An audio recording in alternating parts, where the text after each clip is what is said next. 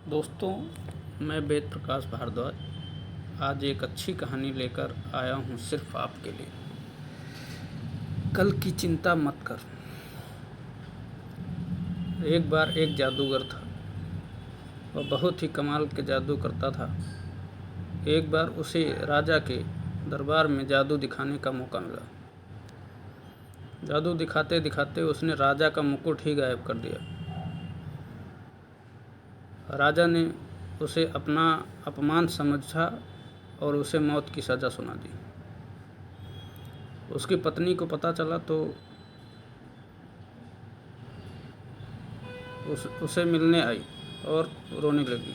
तुम तो राजा को जादू दिखाकर इनाम पाने आए थे, ये तो उल्टा हो गया और तुम्हें फांसी की सज़ा मिल गई। जादूगर कहने लगा कि परेशान मत हो, कल की चिंता मत कर, सकारात्मक सोचो। आज तो मैं ज़िंदा हूँ, मुझे विश्वास है कि मैं कोई न कोई हल ज़रूर निकाल ही लूँगा। फांसी वाले दिन राजा ने जादूगर से पूछा कि तुम्हारी कोई आखिरी इच्छा है तो बताओ। जादूगर ने कहा कि आखिरी इच्छा तो है, लेकिन वह अब पूरी नहीं हो सकती, क्योंकि पूरा करने में 1 साल लगेगा। राजा ने कहा कि बताओ तुम्हारी इच्छा क्या है। जादूगर ने कहा कि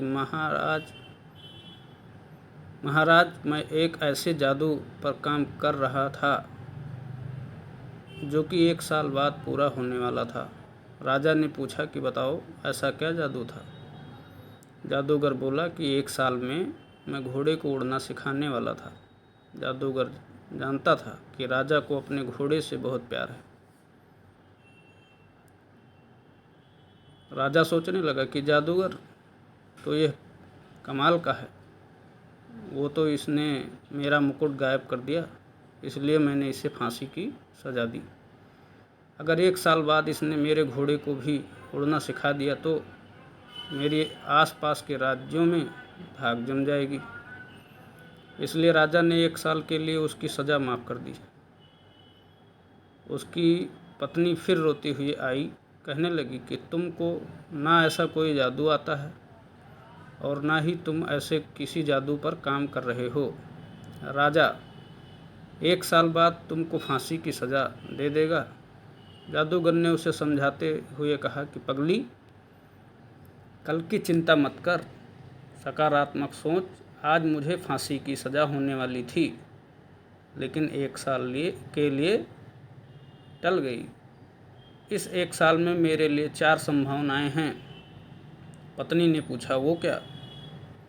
नंबर 1, जादू। जादूगर कहने लगा कि क्या पता इस 1 साल में मैं राजा ही मर जाए। क्या पता। नंबर 2, क्या पता इस साल में घोड़ा मर जाए। नंबर 3, 1 साल में मेरी अचानक मृत्यु हो जाए। और लास्ट में नंबर 4, सबसे बड़ी संभावना, क्या पता 1 साल में मैं राजा के घोड़े को उड़ना सिखा दूँ। वाह वाह वाह, क्या बात है।